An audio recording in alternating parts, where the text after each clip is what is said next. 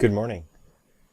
Today we're going to work on the train scene. You can find this in the shared notes just below the secluded tower. And it's not that much different than what we've already done. Let me show you the scene. First, you can download it here. You should have no trouble downloading it. I made it permission so that anybody can download it. So go ahead and get that and open it up in Maya. And then once you get it in Maya, I'll walk you through what is already here and what's been made for you.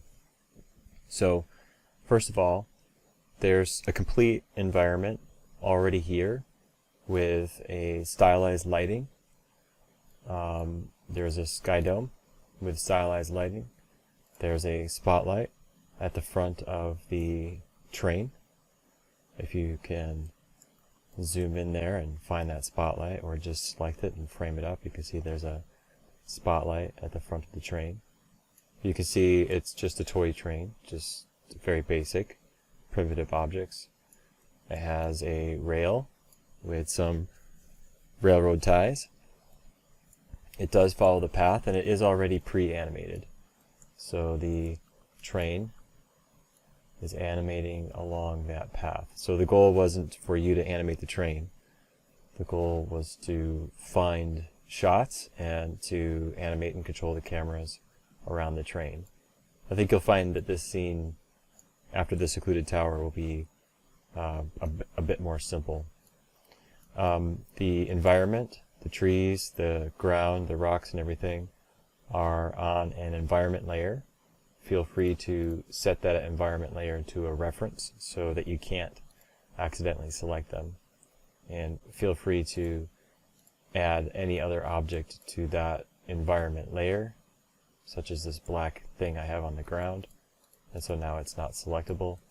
And if you want to, you can also put the sky dome on that reference layer, or put it onto its own reference layer if you want to. You could just do that and make a couple of simple edits, and once you have the sky dome, then you can set it to reference so that you can't select it.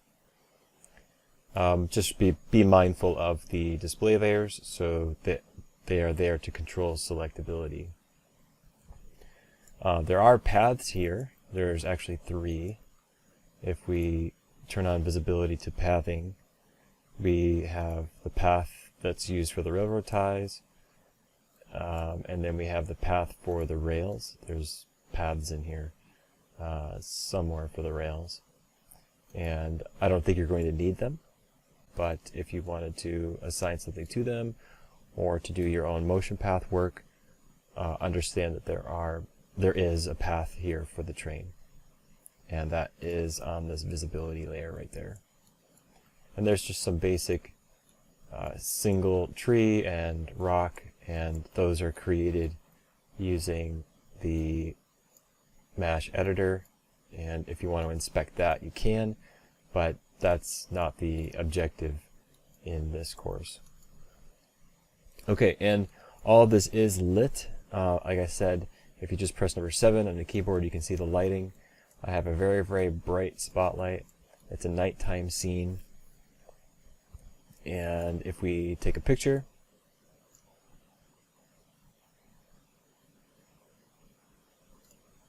I'll just stop that. You can see that it has a nighttime feel to it with a bit of a sunset or sunrise kind of style. And everything's this flat gray, just a base gray, nothing fancy. Okay, so that's basically what you've been given. And now let's look at what I'm asking you to do here. I want you to create 3 cameras.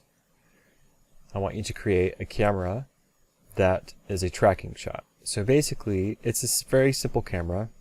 It looks at the train as the train is going by. So the camera is static. We can find a position somewhere in the trees or near a rock, and we'll make it compositionally interesting and have the train go by the camera, and the camera will look at the train, like moving your head to the right and then looking to the left. I guess we could call that a looking shot, probably a better word, because that's kind of what I'm describing. Then there's the worm eye shot. The worm eye shot is, again, static. It's going to be near the ground. It's going to be really, really close to the ground and looking up at or away from the train.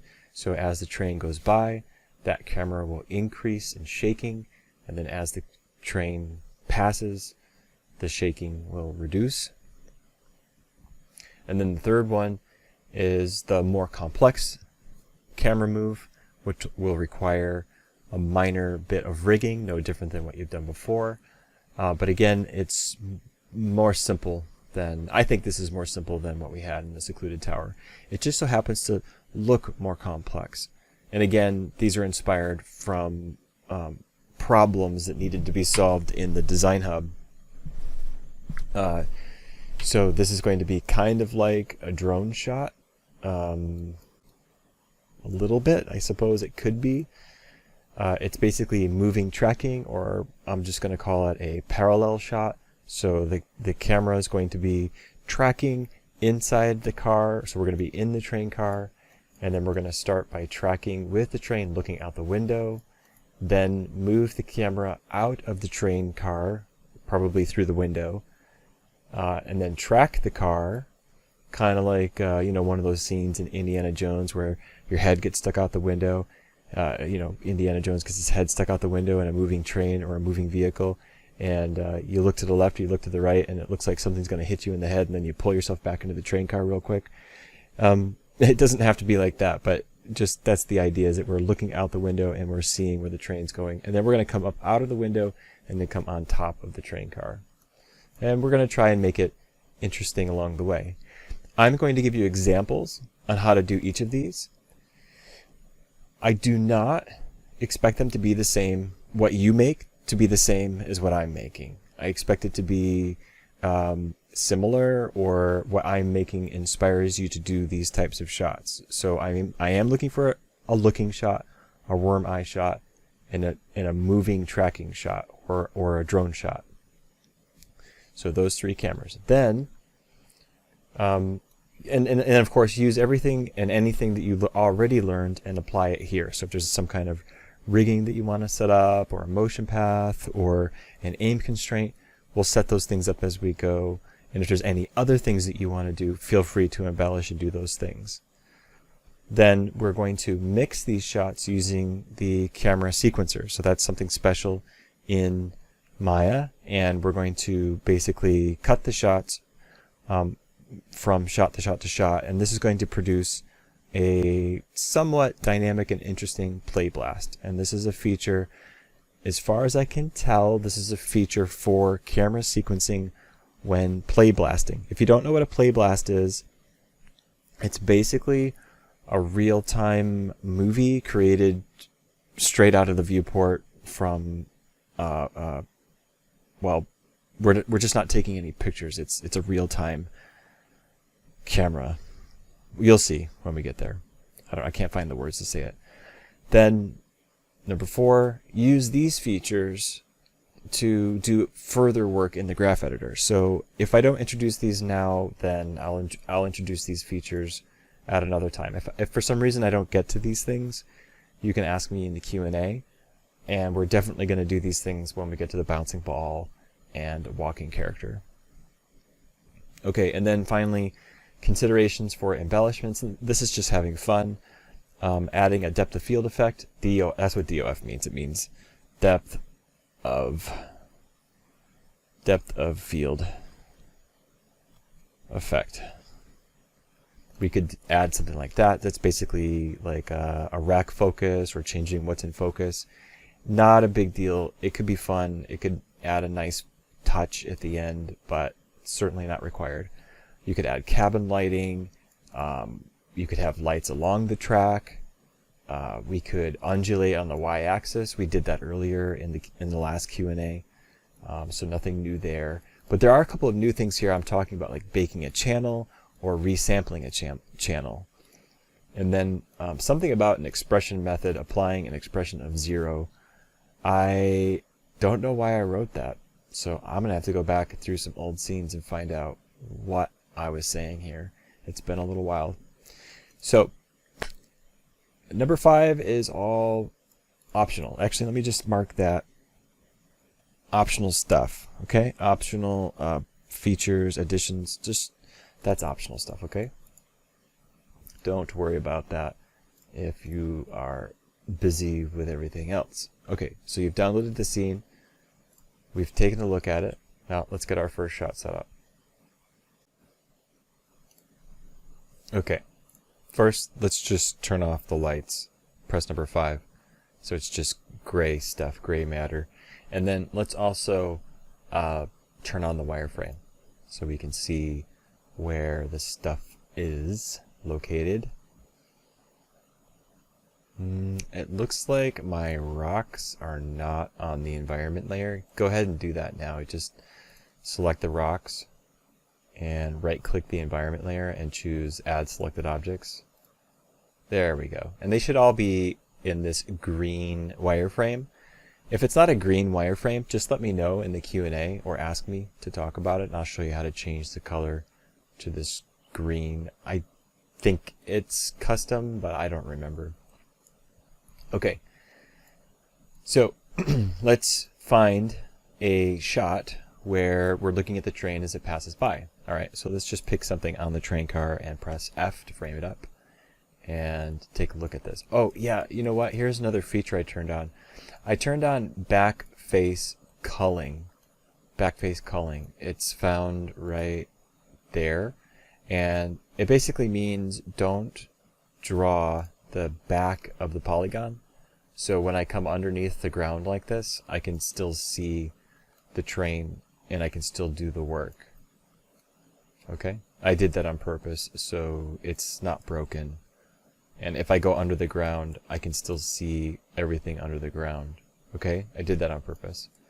All right, so let's find a shot. Again, the first shot is what? It's the create a camera targeting the engine as the train passes by the camera. Okay, well, let's make the camera. So create camera, and again, I'm gonna skip creating the camera aim and the camera aim up. I'm gonna make my own. So first camera, and first things first, let's rename the camera the same name as this. This is my Trek. You know what? Just let me change that. You know what? I'm gonna do it right now. Let's just call this the looking. Whoops, looking shot. All right. Maybe there's a better name, but that's what I'm gonna do. Looking shot. Okay, good. And I'll paste that in there. I'm sure that's gonna trip somebody up because I just changed the name of that. Looking shot. Okie dokie. How about I just type it out? Looking shot. There we go. And let's find where my camera is located. So I'll press W to see where it is, and that's the origin. That's where the camera starts. And let's just move it up and over. We could snap to points. We could pick any one of these points. Hold down V while you're translating it and snap to any one of these points to get it into place, just so we can see the camera. Maybe even make it bigger. Scale it up. Again, the scale of the camera has no impact. And if you want to, you can optionally change the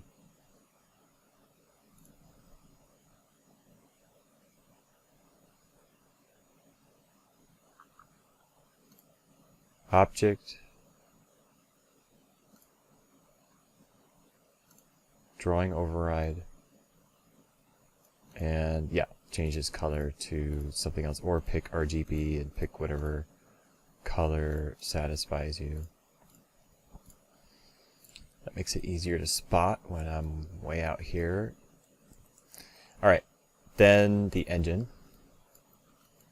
So here we go. I need another object. So I'm going to create, I think I have nothing selected, right?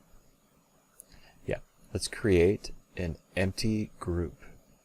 Create empty group. And let's name this really simple I told you this scene was going to be a bit more simple. This is actually going to be the target.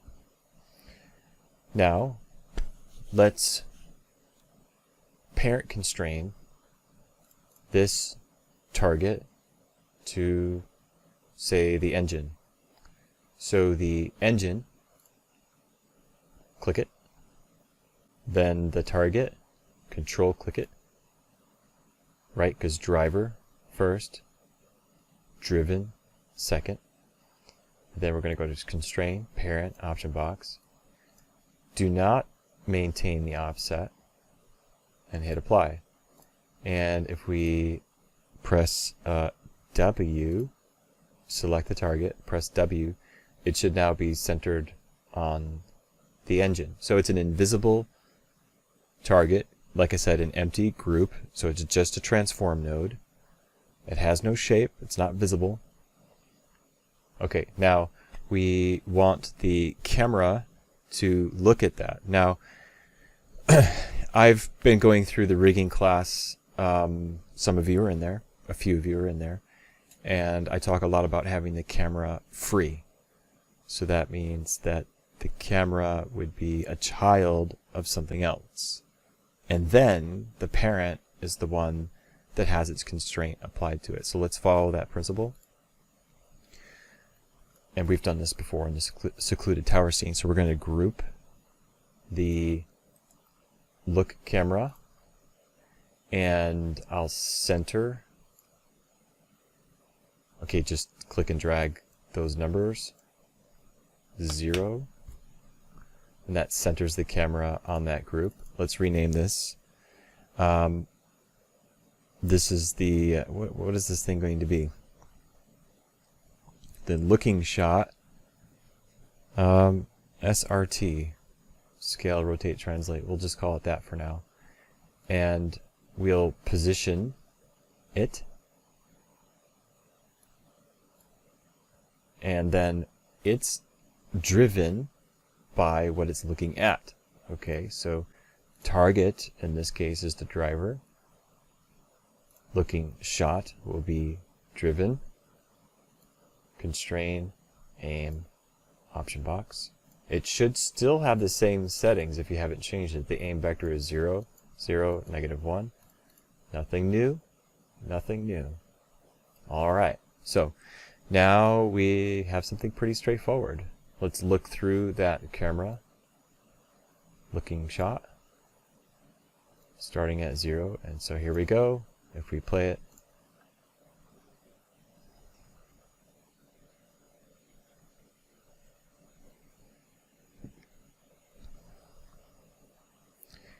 and that is that simple. It's quite subtle. Of course, we're not going to use the whole shot. That's what the camera sequencer is for. But now we have most of it there. You know what? I just noticed something. The rails are animated. Like a conveyor belt. Okay, let me show you how to turn that off. I'm not going to re-record this. Let me show you how to turn off that those those rails. All right. We needed a segue, didn't we? Okay, mesh editor, rail tie. Oops. Open it up. Sorry, did I do that too quick? Mesh editor. Curve. Yep, double click that to open up the attribute editor, and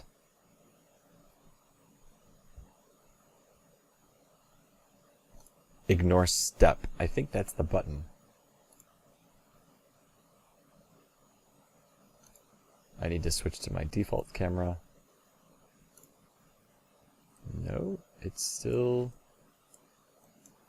animating. Okay, it's definitely not ignore step.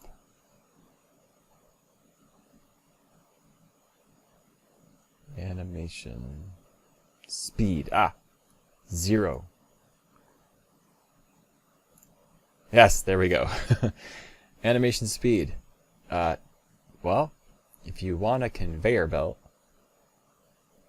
Okay, but I've actually done that before. I've made a conveyor belt before for the aqua block scene, but that's not what we want right now. I don't think I need to ignore this step. I just needed to turn off the animation. Cool. Well, now you know how to do that. Alright, so now we just ask the question, do we like the composition? So let's look through the camera's film gate. That's this button, and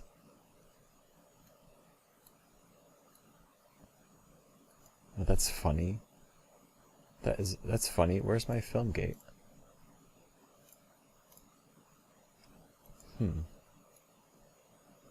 Shot.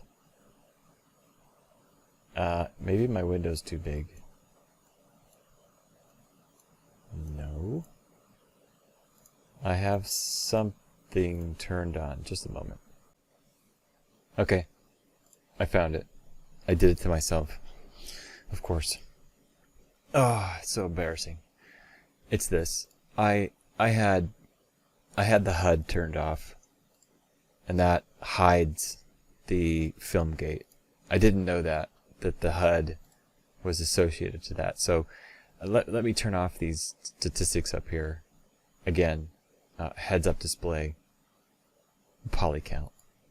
Okay, now back on track. No pun intended. Back on track. Okay, so attribute editor, display options, display the gate, and let's just change the color. Something less annoying, darker, blacker would be good. And now we get to see the shape of it.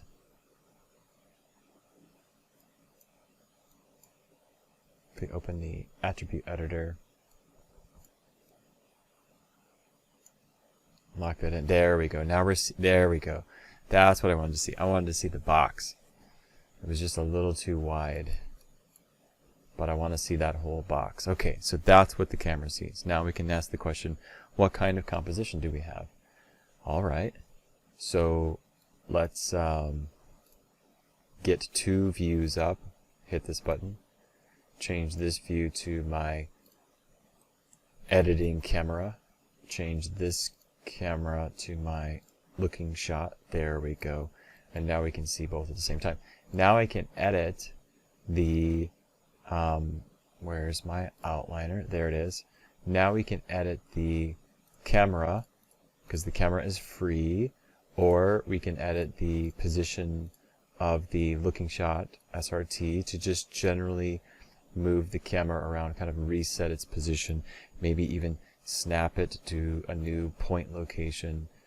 Whatever seems good in your design of how you want to look through the camera. Maybe we want to, get some rock into the shot. So as it passes by, activate this viewport, then scrub the playhead.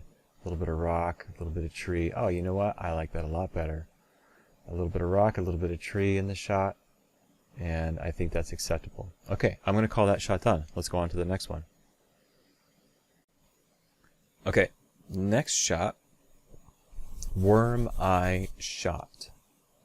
Okay, again, let's create a new camera. Create camera's camera. Again, let's immediately rename it. This can be our worm eye shot. And in good form, right here at the origin, let's group it, Control G. Again, rename it, worm eye shot SRT. And that's going to be an object for us to move it around. So let's move it around with that one. So again, I'll use V and snap 2 points. I'm going to get really close to the rails. Way down here.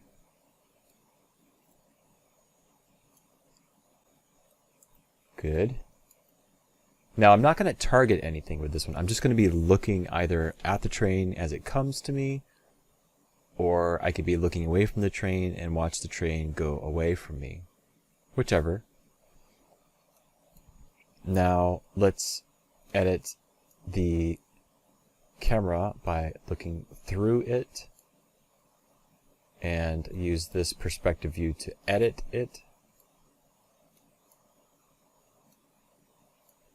And now I can take the camera and perhaps rotate. Actually, let's do that with the parent. Let's still edit that with the parent. I think that's a good idea. You see how the I have rotation. If you hold down E and then left click and hold, I have rotation using gimbal. If you're wondering where that is in the menus, just double click the rotation tool, and gimbal is this choice up here for axis orientation. Okay, so the gimbal is really showing me how they align. We've already talked about this, I think. But you see, nothing is animated. So this means I can change the rotation order. And do you remember the order? Which one's priority? Which one's secondary? Which one is tertiary? So the last letter is the primary one. So I'm trying to edit this on the y-axis, so I want y to be dominant. So I'm going to choose z, x, y. So when I move y, y is dominant. Yeah, I'll change my mind. Let's do x, z, y, so that the bank of the camera is the weak one. And you can see how greatly it distorts the camera if I bank it. It doesn't take much to distort that horizon line and make it sick. And I think that stuff makes more sense in the camera scene. It makes much more sense in this scene, I think, than it does in the secluded tower scene, because the landscape here is longer and deeper. Okay. Again, I find these colors really annoying, so I'm going to select the camera, which is that button, go to the shape node, gate color, and pick that last color I just had. Good, that's under display options. Good. Alright, so that seems acceptable. Let's look at the attribute editor, look at the worm eye shot. Somewhere around here will do. Maybe just ever so slightly up or down. I can't quite decide. Okay, that's okay. We can always make that decision a little bit later. Now for the texture. Let's do the texture that we went over that in the Q&A. We're going to do it again here. This is that spot where I wanted to do it. So let's group the camera, Control G, select the camera, Control G, group it, then rename it.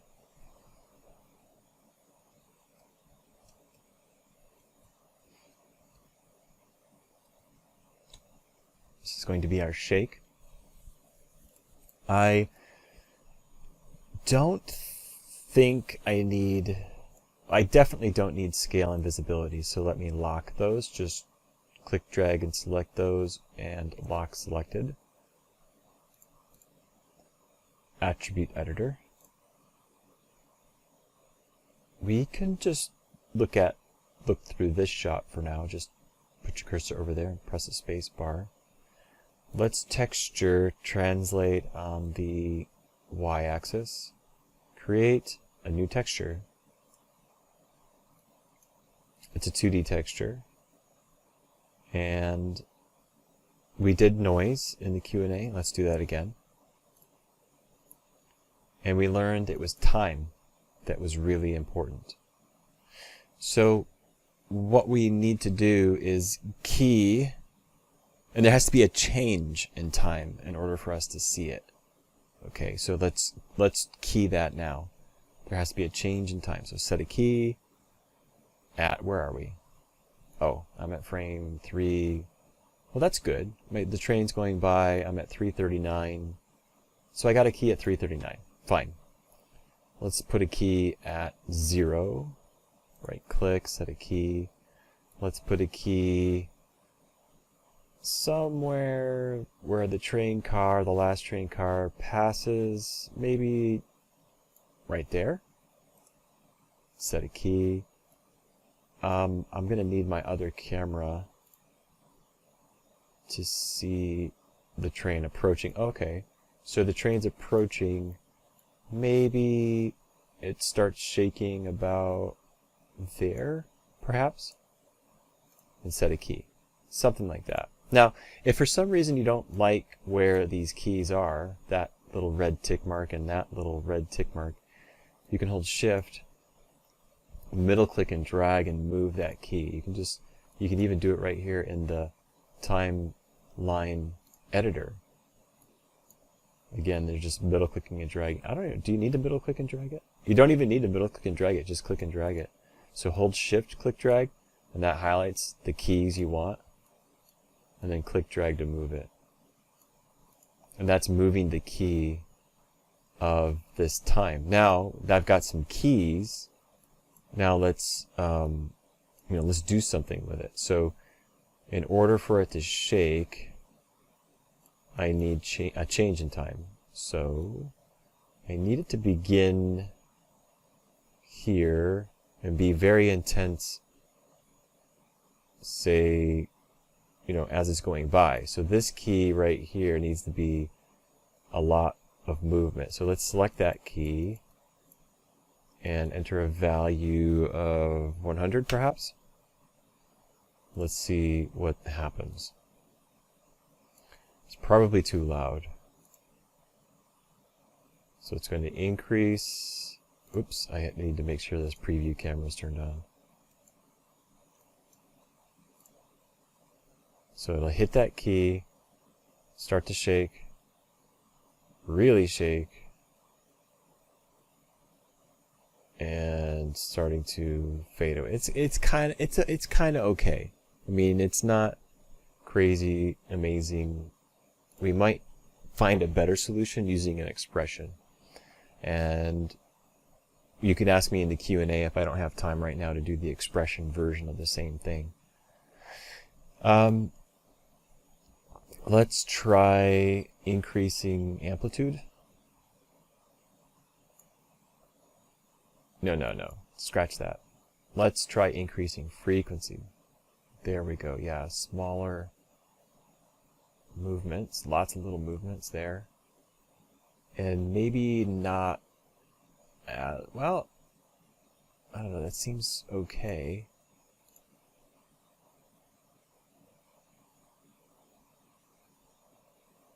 It would be good too if I could like fade it in better. It seems to just suddenly start to shake, like boom, just immediately starting to shake. So let's fade it in. Let's quiet this down. Select all three of those keys, press F. That changes the scale. Pull that down. Select all three keys, press F. And so now this value sits at like 2. Let's see how it changes. So it just seems to go. It just seems to go. And now there isn't much changing at all. So definitely time of 100 was a better choice. Let's try 200. What if we just went wilder? And what if we pulled this tangent handle? What if we did that? Okay, that's cool actually. Let me introduce that. Down here I said graph editor curves, weight, non-weighted. This creates tangent handles that can be any length. And graph editor tangents break unify tangents. Break allows tangents to be at differing angles. So let's check that out. That's graph, curves, weighed, non-weighed. Okay? And then graph editor, tangents, break, unify, tangents. So let's see that. So that's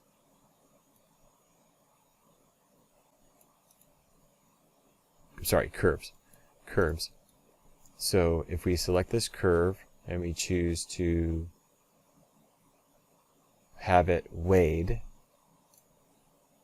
see the tangent handles icons change. See, watch, if it's non-weighed, they're little triangles, and if it's weighed, they're little squares. Now, you see, I can change the length of the tangent handle and get some really wild changes. Organic. Alright, cool. And then there was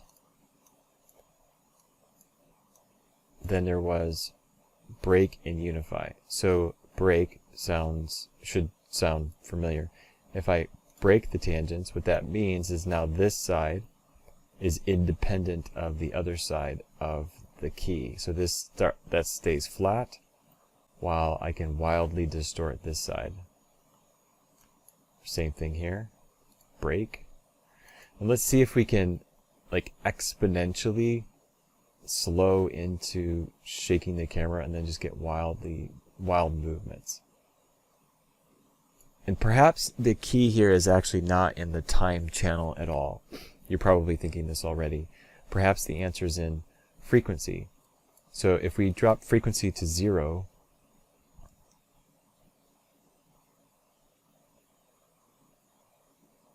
perhaps amplitude. Yeah, okay, yes, obviously amplitude then. So frequency can be whatever I had it at, 5, but amplitude says turn it on, turn it off, turn it on, turn it off. So we're going to have to key that with our time here. So now that you have some time control here, I didn't really see much of a change as I was scrubbing that and playing it when amplitude was, what, a value of 1. And again, let's just play it back. Yeah, it just wildly starts jumping up and down. Not what I want. So I want it to just subtly increase. So let's drop keys. Same location. So here I am. I've got a key here. I'm going to drop a key on amplitude. And there. And roughly the same spot right there. Okay, now let's look at amplitude. Just amplitude. Now let's set this up. So amplitude with a value of what? 1. Let's start with a value of 1. And then set, its middle is a value of 1. And then set the ends to a value of 0. There we go. And now, let's see how that feels. Let's see how that feels. It should like start, yes, see? There we go. Got it. Got it. Love it. And then it cools off. Okay, now, I'm going to stop my demonstration of this camera at this point because now all you need to do is determine how those tangent handles should be weighed or non-weighed. So we could select this curve and choose weighed tangents. You could select these keys and choose break tangents. So you can play with how fast, how slow it starts to shake. I love how it slowly walks in like that. Really great. You can also control how hot or how loud it's going to be. You can edit that numerically here, or you can just hold shift and click and drag, or just click and drag. So click and drag just moves it around loosely, or hold shift and force it into that direction, into the vertical or horizontal direction, whichever direction you start to move in when you're holding shift. You can play with the time, which is found here, time. You can even reset these curves. I think I'm just going to reset mine to automatic because it seemed like the big impact I was looking for was in the amplitude. That feels really good. And if you want to edit both channels at the same time, Now, oh, you know what? Here we go. Here's a really great example of one value is enormous, right? This goes to a value of 200. Another value just goes to 1. But we both know they're both the same shape. We just can't see it here. Do you guys remember this in the Q&A? We can, not that thing. Right here, view. In the Q&A, I talked about absolute, stacked, and normalized. You see? This, I think, demonstrates visually what's going on. Absolute, it says that's a 200 value. That's a value of 1. You see? Stacked, we can see how they're stacked. And then normalized. So it tries to put them together. So if I want to edit both keys and control the overall intensity or the position in time, I can do that together. As opposed to absolute, it's a little tough, you know. Anyway, I think that proves the point. We talked about it in the Q&A last class, so there's a good example of it. Now, for the last camera.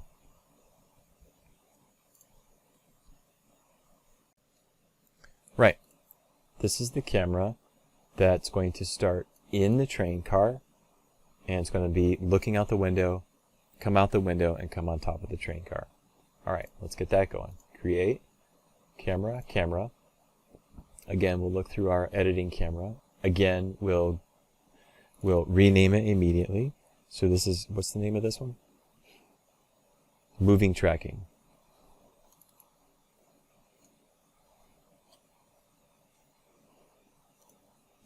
Good, spelling helps. We're going to group it once, twice, and we might need one more, but I can't remember. The first one's going to be, the top one's going to be the SRT. Let's just copy and paste the name. Copy, paste, SRT, and then this one, paste. This one's going to be our, what is this called? Target, I suppose. Okay, then we need some help. I think we should either put something into a train car, or we'll try maybe train car number 3. If we select train car number 3, we can put something in there to constrain to, or we can constrain directly to the car. If I put something in there to constrain to, that thing needs to be constrained to the car.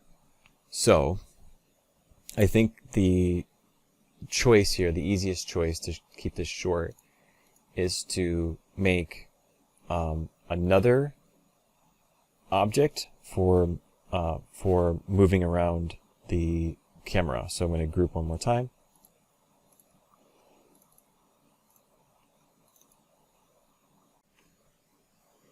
Okay, and that's going to be my backup for pinning, moving, or pivoting. So we're just going to call that a pin. All right, so for the lack of a better word, so the SRT is going to be parent constrained directly to the car.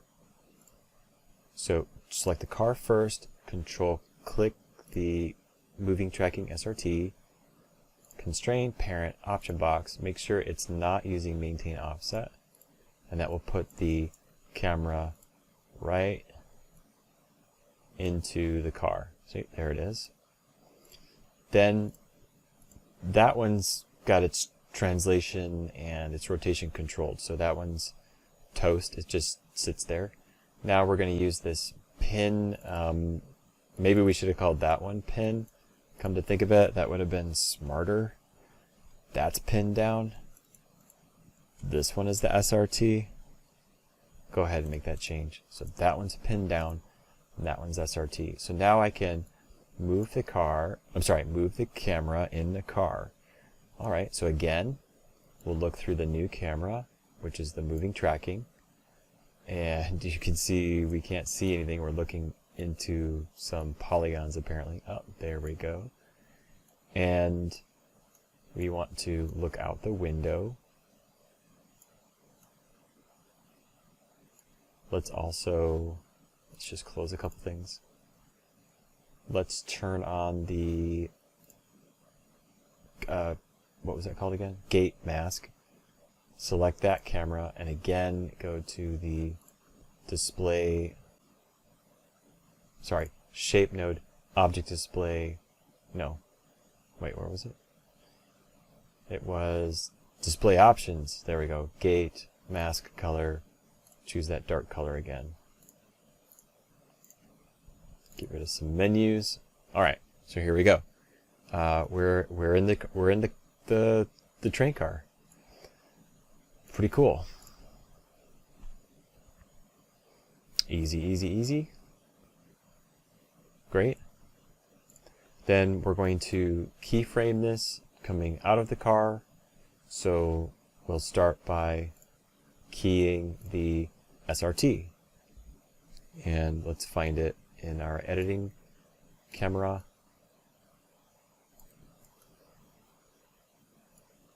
So at any particular point, maybe at we're losing some landscape there, so I'd say starting at about frame 100-ish, we'll drop a key. Let's not keyframe the scale and the visibility. Lock those. At frame 100, I'll drop a key on moving tracking SRT, tap S, and then somewhere around 200, I'll tap S again, and then somewhere, let's aim for 300 just to keep it easy math. 100, 200, 300. Then in the editing camera view, I will move out of the car. So we're emerging out of the car. And it's just after the pivot point exits the car. That's where the camera lens is. So let's key that. So there we go. Looks like I'm one key in the wrong place. So let me move one frame over. There we go, key, and then we can see the change on Translate Z. And let's exit this quickly. So I'll grab that tangent handle. And then let's stay out. So we can move this down or all the way down, or we can even electively delete that key. That's okay too, because we're just coming out of the car. So between frame 100 to 200, we're coming out. Then we can, now that we're in position, turn. So I'd say between 200 to 224. So that's 1 second. So I'll go to 224. Rotate. Oh, let's not forget that. Rotation order thing. Remember that? Rotation order is a problem. So let's remove animation. Break connections on rotation. And change the rotation order so that our camera doesn't lock. And then come over to the attribute editor, change the rotation order to X, Z, Y. It's really important that you break that rotation animation before you change it. Otherwise, you're just going to create more problems. Oh, and I changed it on the camera, that's fine. We need to change it on the SRT, X, Z, Y.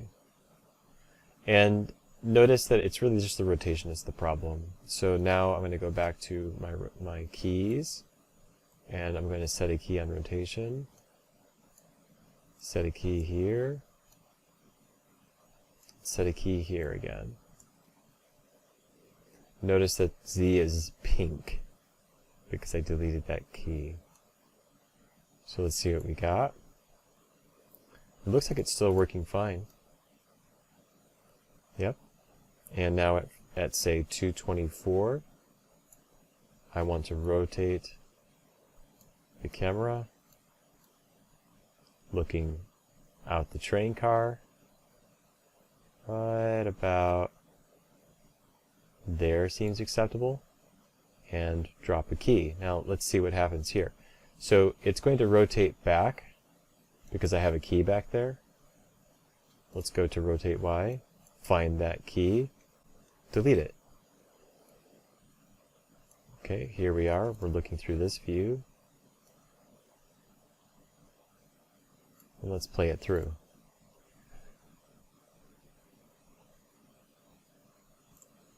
Okay, so the animation quality isn't stellar, but I'm getting my blocks, I'm getting my pieces. Let's go back to frame 1, frame 0. So here we are, traveling along. It emerges out the window. It's a bit of a slow on that coming out the window, so let's do this. Let's take this rotation and lean into it as it's coming out the window. So we're going to overlap the action. So let's pull this back. Let's lean into it as we come out the window. Okay, let's snap into position. Pull, let's just pop right into position. Okay, it's not really popping. I mean, if I tuck these super close, it'd be more like a pop. So I could pull this back and have it pop into position. Or snap into position. Not bad. Now, let's overshoot. Let's intentionally create an overshoot. Like I looked too far and then I pulled my head back. So now let's pull our head back. And I'll insert a key and pull my head back. And have that happen in just a span of a couple frames. So this is frame what? This is frame, let's move this to 200, make it easy. That's at frame 200. And this one's going to be at frame 204. So just 4 frames later. And I can't really change the tangent handle length very well. But let's see the overshoot. It's like I went too far and I pulled the head back. Okay, a little too much. Let's pull that back. And not as intense.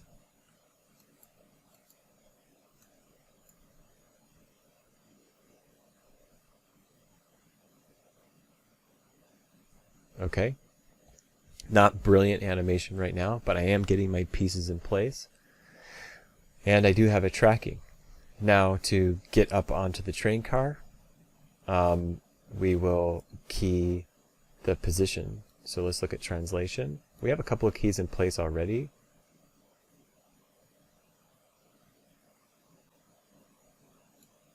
And let's balance this out. So we're going to go up.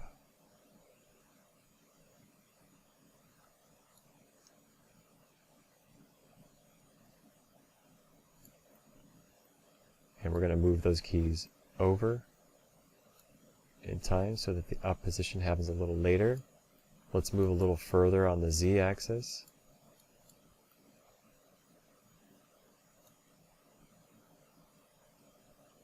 So that way I don't clip the roof. And then we want to come back on the z-axis, and we want to come back. We want to sit on the roof.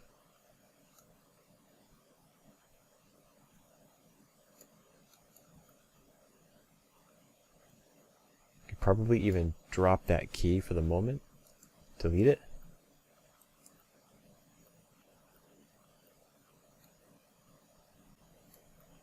Go back to the z-axis.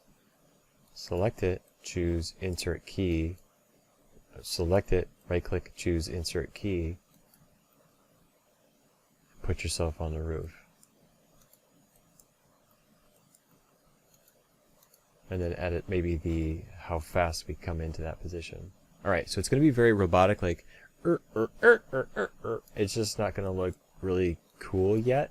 So I need to get into some of my animation principles of, so I've hit the poses in a sense. I know where my pieces are. Oh, and we can see we're sliding through.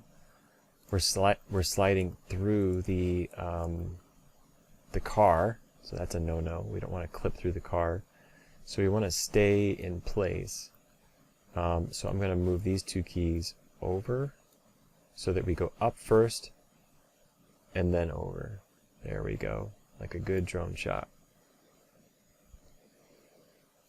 Now we could use this target to add a targeting to anything else just to make this just seem a little bit more dynamic. Like maybe look at that camera or a tree or something. Probably just look at the other camera or put another object in the scene and look at that thing. Again, we can make an empty group and position that group wherever we want. We can use point snapping, hold V, and snap to some forward target. And we'll call this the moving tracking target. And it's going to be the driver of the moving tracking.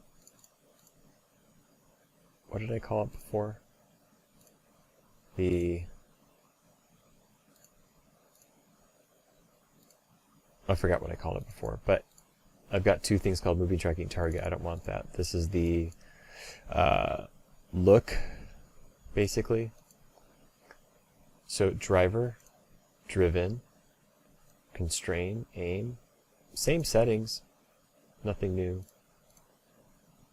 And it's always looking at it. And we have now the option to key, are we looking at it all the time, right? So here's looking at it all the time. And that could be kind of cool. That sort of takes the work out of it, doesn't it? Let's see what that looks like. Let's see if that's cool. Probably not, because we're not looking out the window, you see. So we're losing that time where we're looking out the window. Oh, but I do like that track as we go by on the roof. Really cool. Okay, I do like that. Really, really cool. Let's remove it here near the beginning. So let's set a key anywhere, drop a key on anywhere in time, drop a key on the moving tracking target W0, which means weight 0. And let's set its weight to 0 actually. So set that key.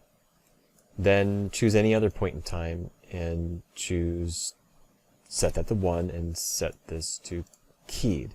Okay, that just gets 2 keys into the graph editor so that we have something to work with. That's why I didn't really care where it was in time. So now I can choose a spot in time where I want it to be off, and then I want to choose a spot where I want it to be on. And for the moment, let's set them both to 0. Let's set both keys to 0. Yeah. And just find that spot where the camera is sort of looking in that direction. Right about here after that bounce. Let's select the, what was it? The SRT. Select it, control click it, so that we can see where that bounce occurs. And that bounce occurs on the rotate Y. And we would manipulate the, where is it? We would manipulate the W0. There we go. So, and then again, we would look at this in normalized view, see? So that we can edit this key to be a value of 1. And then edit both keys in time. Hold shift to select them both, hold shift to click and drag. So now, as we bounce target, it will turn its targeting on, or maybe just after that. Maybe just after that. And it seems to pop in a weird way. I could fidget with that to see what would be best.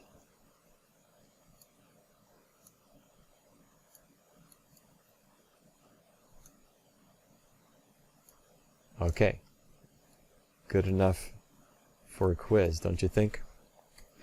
All right, let's turn off the normalized view. Turn off the normalized view, turn absolute back on. Okay, so what do we got? We got 3 cameras, a looking shot,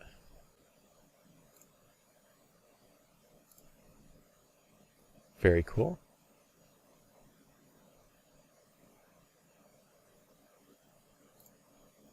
We've got, where is it? We've got our worm eye shot, shaking as it goes by. Very cool. And finally, we have the moving tracking shot.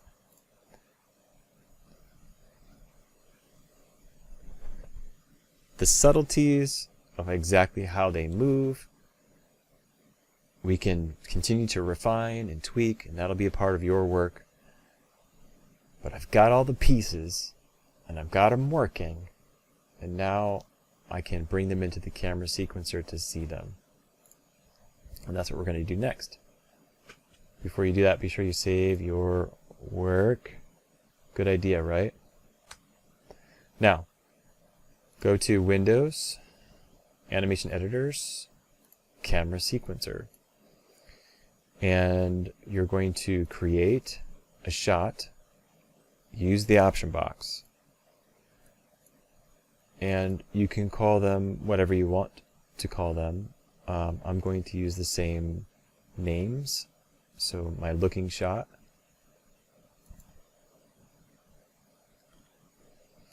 And I'm going to use the looking shot camera. Start time 1, end time 800.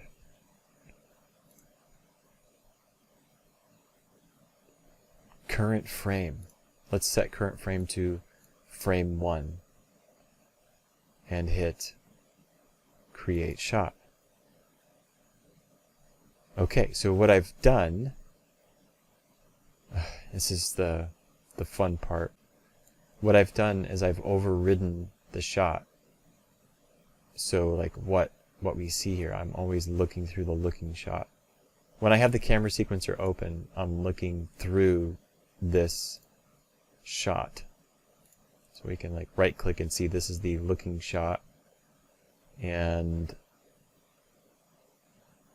I can select the camera, go to the attribute editor, play blast it, even change which camera it's using to switch to one of the other cameras. Okay, let's make another shot. Option box. This is going to be the, what was this one called? Worm eye shot.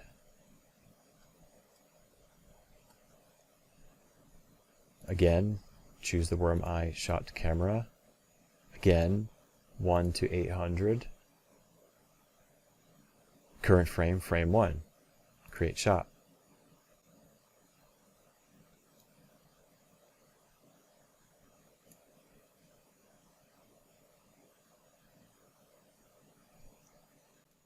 Okay, I see what happened here. So I need to set the length of each of these shots to be less than 800. So I'm going to edit the attribute of this shot and set its end frame to be 200.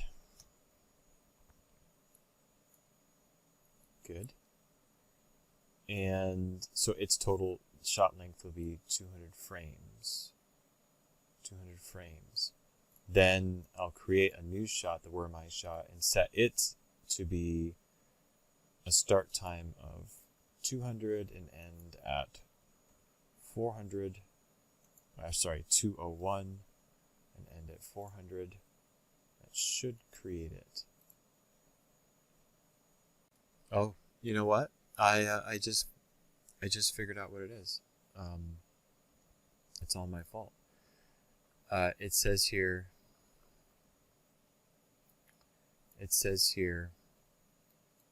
unable to parse an argument list. Well, what does that mean? Invalid flag dash I. I completely forgot that Maya treats this hyphen as a flag indicator, and so it thinks in my name that's a flag. So just take that out. We'll just use a capital E, and now it should work. Yep. So that worked very well. Okay, then let's make one more shot. Moving, tracking. That was kind of a weird error, but I'm glad we found it. Moving, tracking shot. Great. And sure, it's current frame. And that whole like length to 800, whatever, that doesn't really matter, because what I should be able to do is now move these around, cutting them and overlapping them however I wish, and also changing their length. So I can speed them up, play them through. Let's just drag and drop camera sequencer down here.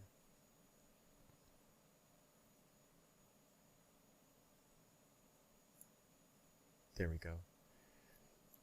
So I'm looking at frame 0. If I hit play, so it'll start with one camera, cut to the next camera,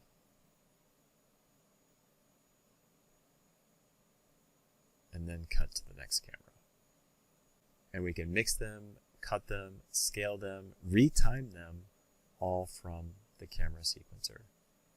So let's explore this further in the Q&A. I hope you enjoy this. It was really a lot of fun to set up this scene, and I'll see you later. Have a good day, whatever time of day it is.